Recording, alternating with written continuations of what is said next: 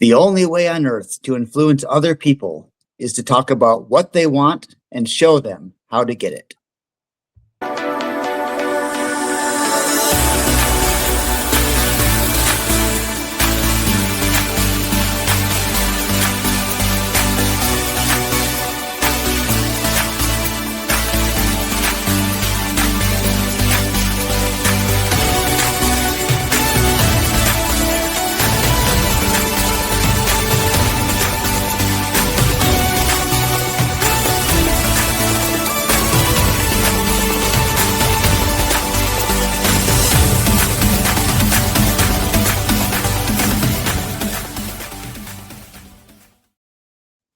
Welcome back, champions. We are super excited to have you here. We are the podcast titled Champion Reads. Joining you today by myself, Jon Kovach Jr., as well as Willie Blake, the coach, as well as Ian Stermer. We were having way too much fun in the back room, in the green room before the show, that we decided, you know what, let's just carry this energy and start the show. So I'm really, really excited. Another episode, another opportunity for us, a bunch of people, a bunch of humans, to share our opinions about a book. These are not book reviews, as we do not really talk too much about the content other than what it means to us and how we think it might relate. In a fun little mastermind format too, we like to discuss some of the principles that we think are powerful reminders to the world. And we use this as an opportunity to talk about some of the best-selling books out there, and none other than one of our personal favorites. In fact, as I look around the room, I see Willie and I see Ian, and between the three of us, we are multi-time national #1 best-selling authors on this particular subject. It is The Power of Influence, and it is based off of Dale Carnegie's work, and we're highlighting him in this beautiful classic, which is called How to Win Friends and Influence People. I've got one of the new updated copies. There's so many different versions out there.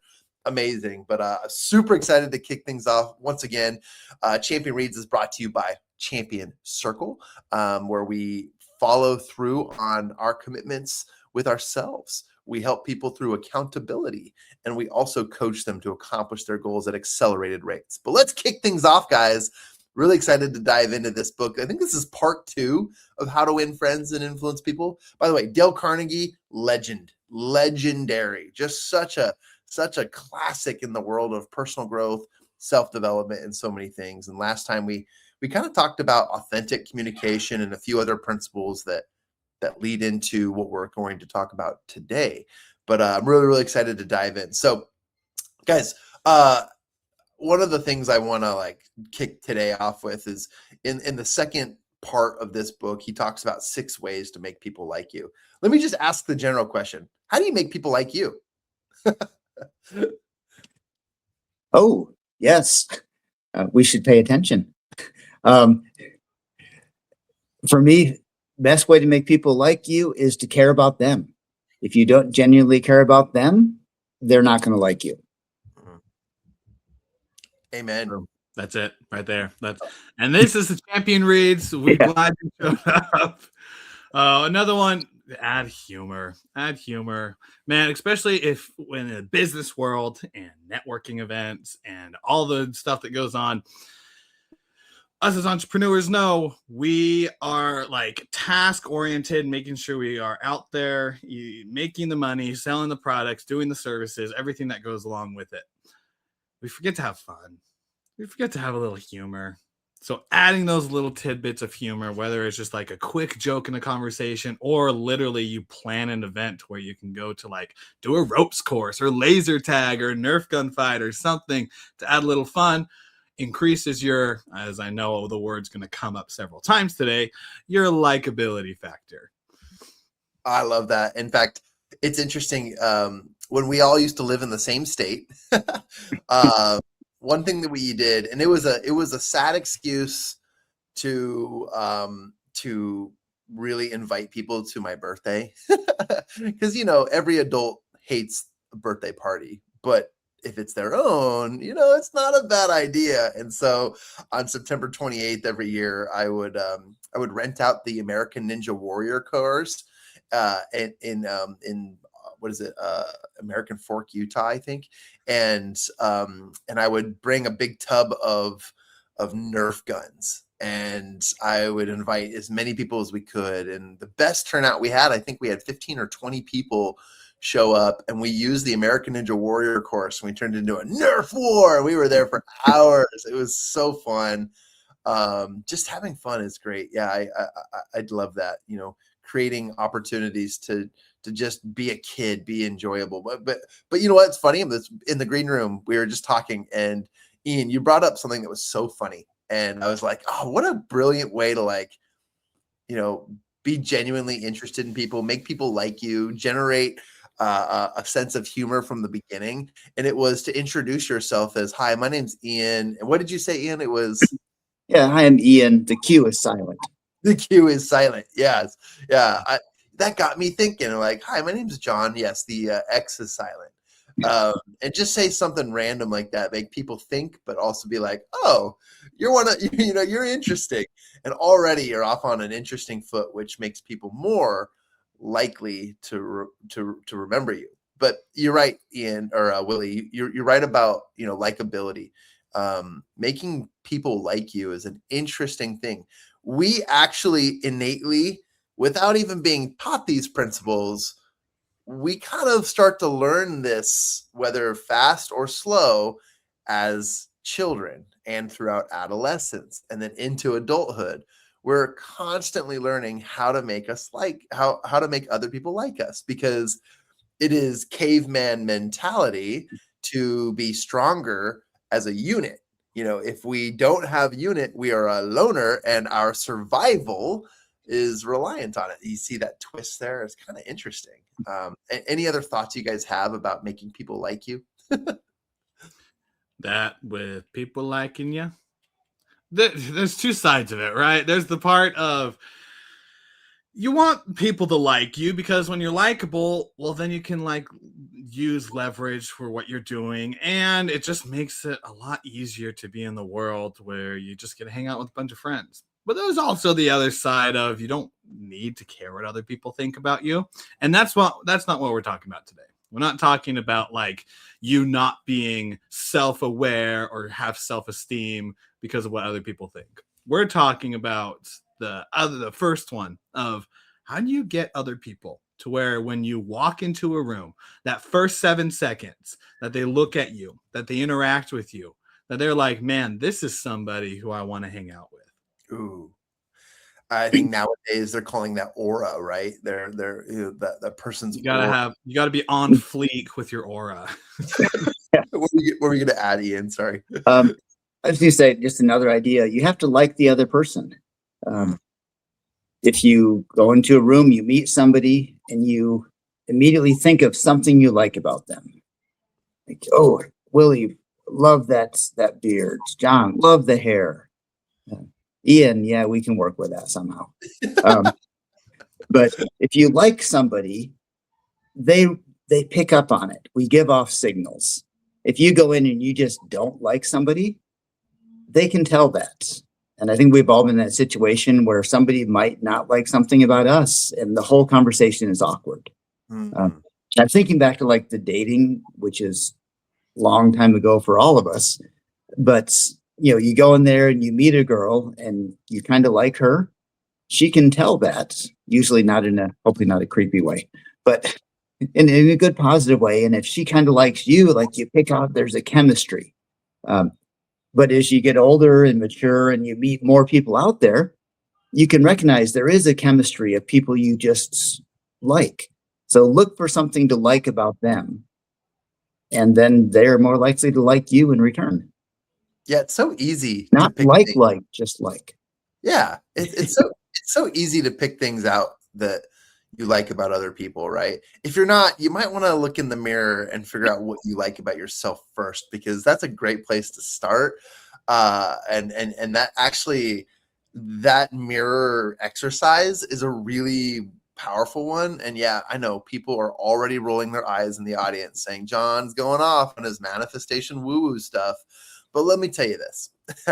If you can't love yourself, how on earth can you love other people? And sometimes you find your love for yourself when you love other people, because what you like in other people is actually what you admire most inward. Okay, intrinsically. It's very interesting how a reflection of what we do and how we treat people is a reflection of how much we love ourselves. And you know, I think that's fascinating. But yeah, back to the you know, the genuine likeness and other people. Yeah, I think it's, you gotta to survive in this world, you first have to learn how to be likable.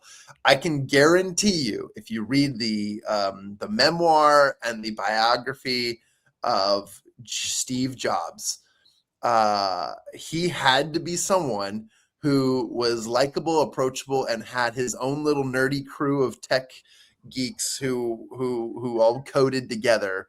He had to start somewhere and be likable before he could be the mean jack butt boss that he was at the end of his career. And that's not offensive. It's just the reality. People who knew about Steve Jobs knew that he was a scary dude because he put off this aura, but he didn't climb the ranks being a scary dude. He had to be approachable, likable. How on earth do you guys think promotions work? Do you think they hire the guy who's the best? No. Do you think they hire the person who they think that they can mold, work with, and deal with the most, and that they can trust? What do you think is the most obvious answer here? It is. It truly is. Now, there have been rare cases where a company is like, oh man, this guy hitting top sales. He's the best salesperson. He's going to be a great leader. Or she, I should be saying he or she, sorry.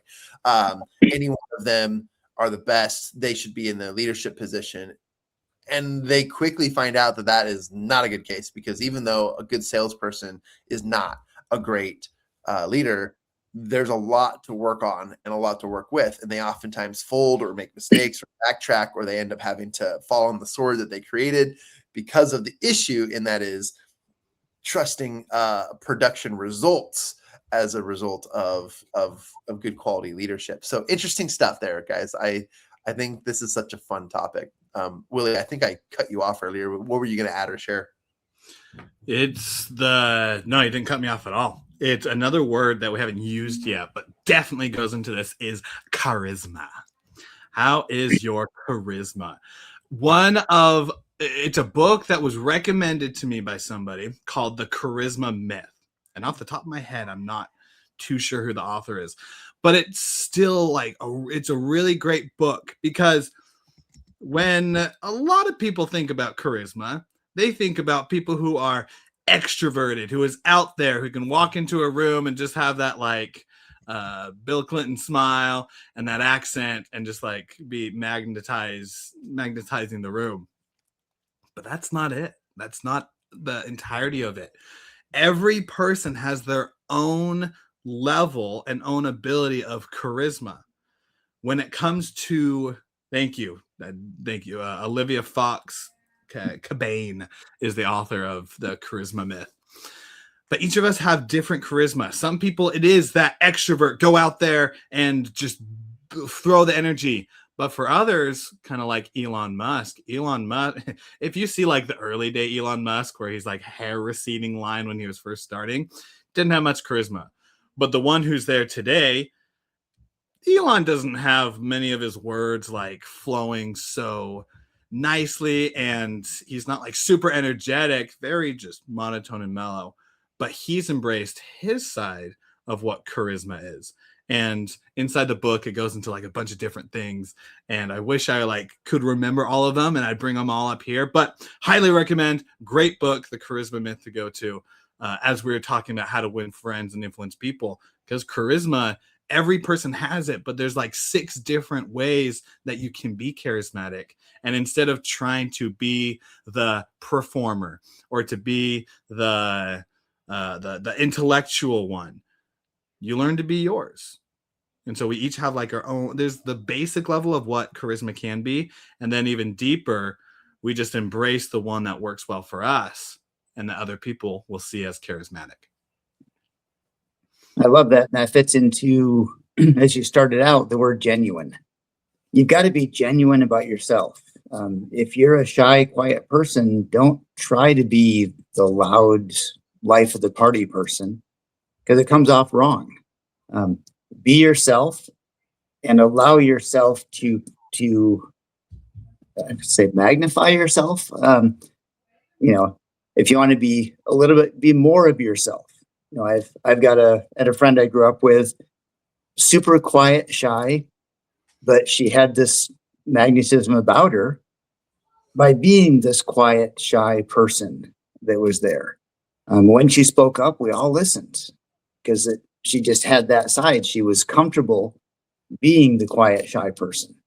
Be comfortable being you, and don't think you have to pretend to be somebody else to make people like you, because we've all met that guy and we're all annoyed with that guy, and we don't like it when that guy shows up at John's birthday party, and I won't do it again.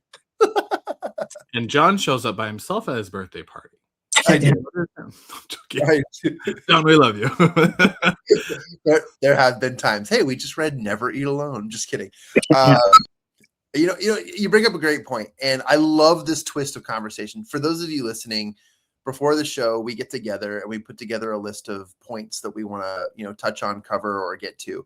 But I love this. I didn't plan on the charisma twist, and this is a beautiful topic because it reminds me of, and I think nowadays everyone is familiar with the acronym RBF. Okay.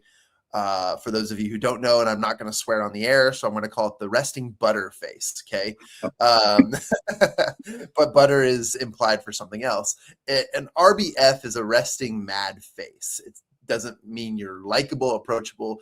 And that reminds me of charisma, because if you truly look at yourself in the mirror and just relax your face, what does it look like? Does it look approachable? Does it look nice? Okay. And if it isn't a nice face, don't worry. It doesn't mean you're a bad person. It doesn't intrinsically change your value as a human. It just means you need to have or develop a deeper sense of self-awareness. And I love teaching this. I love talking about it, because as a self-aware person as I am, and I'm a little overly self-aware, it really is like part of my ADHD buildup. Like, I am so hyper aware of everything I'm doing, my surroundings, even down to sometimes the way my breath sounds, not smells, the way my breath sounds. Like, I have so much hyper awareness, and that's just part of the peripheral listening that comes with ADHDers. But long story short is, sometimes that can be over detrimental to your approachability as well, because charisma comes from those who are aware of themselves and how that they emit charisma or energy to other people. And there goes John doing woo-woo stuff again. But energy and frequency are powerful. They're super important. And so if you tend to recognize, or if you've been told that you have a bit of an RBF, well, you might want to look at yourself in the mirror and start practicing a less RBF-ness and a more RAF-ness, resting approachable face. Okay. And you might want to look at this and say, I have a resting approachable face. And principle number 2 that we wanted to cover is, don't forget to smile. Smile often. There are things to laugh about. There are things to look at. There are things to show your teeth. If you got lots of crooked teeth, that's great. That is an approachable thing to your advantage.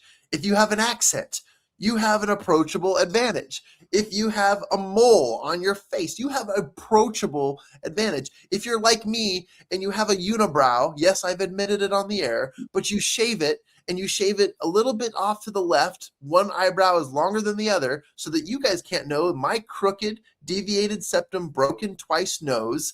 Then you have an approachable face, an approachable charisma. Anyways, I'll get off my high horse, but I think it's interesting and a reminder, smile, and many other things too. But what do you guys think? I'm going to jump in with the, I heard it was called an angry resting face. So I don't need to fix any words in there. But I learned a long time ago, and what you can do is look in the mirror, see yourself, then think of something funny and just see what happens to your face naturally. Think of something upsetting and see what happens to your face. Think of just something you like, butterflies and ice cream, not in ice cream, but butterflies and ice cream. But who am I to judge? Whatever it is you like, you'll see like these little microscopic changes in your face because of the different ways you're thinking. And then you learn to just have those good or happier thoughts when you meet somebody, and your face will naturally be just a little bit happier and more approachable without you having to focus on, okay, how much more do I move this muscle to get up there? But your face will reflect what you're thinking. So think happy things when you meet somebody. And you will look happy. Instead of thinking that the life that you live is of terrible and full of problems, in which people see that. People see it on our face. It's so interesting how we don't recognize that even the person who has the best poker face is just going from day to day doing stuff, you can tell what their mood is because of how their faces, how they are their shoulders up, down, are they cross armed, are they open, are they walking fast with purpose, or are they slouched over, tone dropped, talking like this, not Southern. I don't know why the heck I just went Southern, but just slowly talking.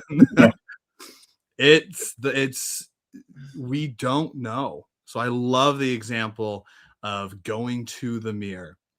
And try this. Literally, just be yourself. Rest your face like you would normally do. No negative or positive emotions. Just walk into the bathroom and look at your face. And see in your neutral state what your face looks like. If you like it, cool. If you don't, well, now you're like, all right. My face when I'm just in neutral is one of those angry resting faces. So I think I'm going to practice twitching my right side or left side of my mouth up just a quarter of an inch while I'm walking. And just that changes everything. Just that changes that I'm angry to I'm weird, but now not as angry. Weird can be good. Weird can be good. But that's what's worked for me is that like little twitch smile. So when I'm sitting here and I'm not like having my teeth out and smiling, usually I'm sitting here and like either one side of my mouth is up more than the other. And that's because I've had one of those faces where my resting face was the face of people around me would say, Willie, is everything okay? You just seem a little off. You seem a little sad. And I'm sitting there thinking, no, I'm actually having a pretty good day. But my face was showing otherwise. So little twinge, bring up that smile on your face. Oh, this is such a good topic. Okay, again, I love the twist we went with this. Thank you, Willie, for introducing charisma and this kind of like stretch that we're anticipating. Because, oh man, when you talk, okay, without being an expert, because I don't claim to be an expert, I'm definitely a student, but I have spent decades studying body language as a part to become likable because I want to approach people and be approachable.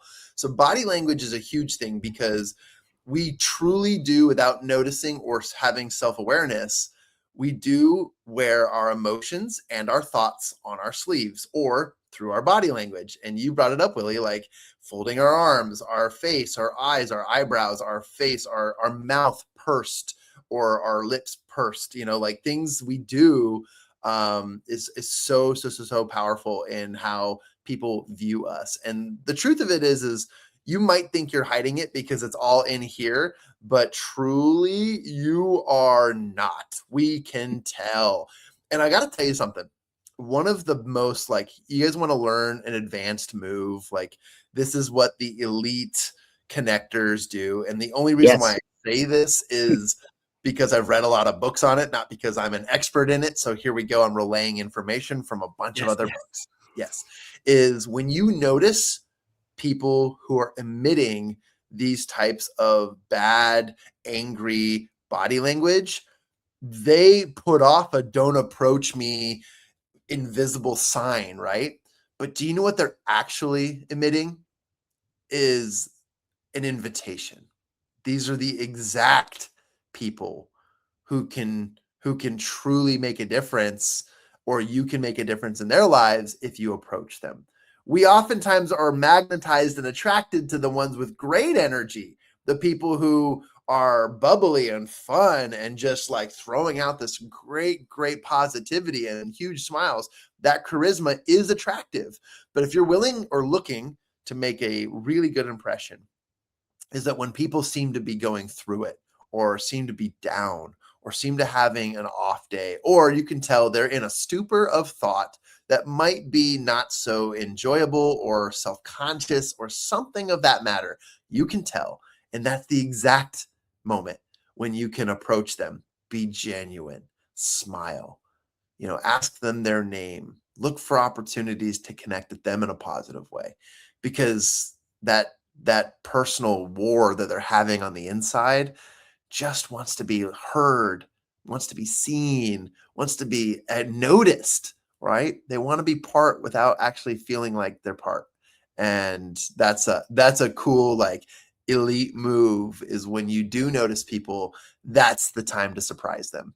It looks like they're having a bad day. That's when you go up and say, I really like that color. You look awesome. Hey, I'm John. The X is silent. Start off with a good foot. Those are some of my thoughts. So I was thinking, okay, you went through the whole expert thing, and I was about to say the exact opposite on something there. You can do it. It's fine. I like contrary. John is not the expert then. Exactly. Yeah. I repeat. I'm a bad game of telephone. I repeat what I read and hear and see. Okay. Obviously, everything depends on the context and situation. But each of us are married, been married for a little while. And hopefully I'm not the only one this happens to. Have you ever walked into the room where your wife is standing, about to say something, seen her face, and turned around and left? No, of course not. We don't read into that and immediately turn me around either. And be like, what's the next thing you go to? There's a body language, there's an aura, and someone you know so well, like a spouse. We can read that, and we know how to react in certain times. Now is not the time to ask about buying a new car, or whatever it may be. We've learned to read the people we know so well, but some of those same clues, and I think, again, you've got to read the room. I like what John said about the people who might seem a little standoffish might be the ones that are actually looking for someone to come up to them. They may be wanting that conversation, but they're just not the person to initiate it. So, read the room, look for those clues, look for that body language, and see, is this look like the person who needs a, hey, how you doing today? You look great. Or is this the person that might need a, this is a lousy party for me too? Do you commiserate with them? Do you cheer them up? And looking for all those clues. There's no single method that works every time. But be flexible and adjust it. Look for the clues. Try and avoid those yourself to be more approachable. And I'm rambling on now, so I'm going to stop. I love it. And I think the three of us would be remorseful if we don't hit both sides, because we talked a lot about charisma, the likability factor. We talked of interests and influence, of being able to read the room and such. But on a practical level of this is what you do in order to do it. Now we're going into like the engineering part as we wrap up this of what is it that we actually do. And I want to ask us three to say one practical thing besides the 6 that I'll summarize that the book says that we can do in order to be more likable, like what we've been talking about. So the 6, and I'll give you time while I do the 6 and share mine. With the 6 that Dale Carnegie goes through, we've gone through several of them. And I think we've actually touched on all of them from this episode as well as last week's episode. Right. The first one, be genuinely interested in other people. If they see that interest, they're like, oh, this person's not just saying, hey, how you doing? Here's my business card. What can you do for me? But it's, oh, you actually care for me as a person. Makes you more likable. Second thing is to smile. Get that smile on your face. Third one is one that we touched on last week, which is remembering their name. Their name is one of the most important things to them. They're going to have it their entire life. So you better remember it. Because how many times have we gone to events and the person, and it's like the second time or third time we meet somebody and they're like, hey, Willie, how you doing? And I'm like, hey, you, good to see you. It's not that credible. You lose a lot of trust. So remembering the name is so important when it comes to likability. Another one is to be a good listener, to listen to them. There's a reason why we got 2 ears and 1 mouth. We should listen twice as long. Because when other people are talking, they start to like it. It's like the reverse engineer, some weird psychology thing of when other people are talking about themselves, whoever they're talking to, they like them more just because they get to talk about themselves to them. So listen, important thing. Fifth one is talk in terms of other people's interests. I could talk all day about entrepreneurship and business and about family and fatherhood and Pokemon Go all day. But if someone else loves to talk about sports and such, if I bring up my topics, it'll be boring to them and they'll be like, I don't want to talk to that guy. But man, if I start talking about sports, or if I don't know anything about sports, just asking questions about it, man, they're gonna find that common ground. They're gonna be like, I like this dude. And then number 6, the last one of make other people feel important and do it sincerely. It's kind of like that sharpening the saw part of all 5 of those, of do it for them, make them feel important. Because at the end of the day, if they feel important and they know that you sincerely care about them, they're more willing to help you out and to like you more. Those are the 6 that Dale said. One that I would add is actually to the second one. It's smile and have a nod on standby. When I was talking with one of my clients, he's like, I don't know what to do when I am walking past a coworker and we've talked before, but we're not like great friends. And maybe we talked earlier in the day. Do I look at them? Do I smile? Do I say hey again? Or do I just stare straight and walk past them? And we came up with this thing of have a smile and a nod on standby. Always look at them. And then if they look at you, just have that smile and a nod. Don't need to say hi. Don't need to do anything. Just smile and nod, bare minimum. And it works incredibly. And that helps other people know that, one, you care, you acknowledge their presence in the workplace. And if they want to have a conversation, they can. But at least they know that you notice them. So that's mine. John, Ian, what is your practical application for being more likable? I love that, Willie, and thank you for the recap too. That's super helpful, and it did give me time to think. And now I have too many to share, but I'll keep it really short. And I had a bunch of things that I wanted to share, and I would summarize by saying the most important thing is just have self-awareness, because if you have that, then you can adjust and that you can learn and you can tweak and you can move forward in a positive direction. But I'm going to change my answer because you brought up something that was really cool and really powerful.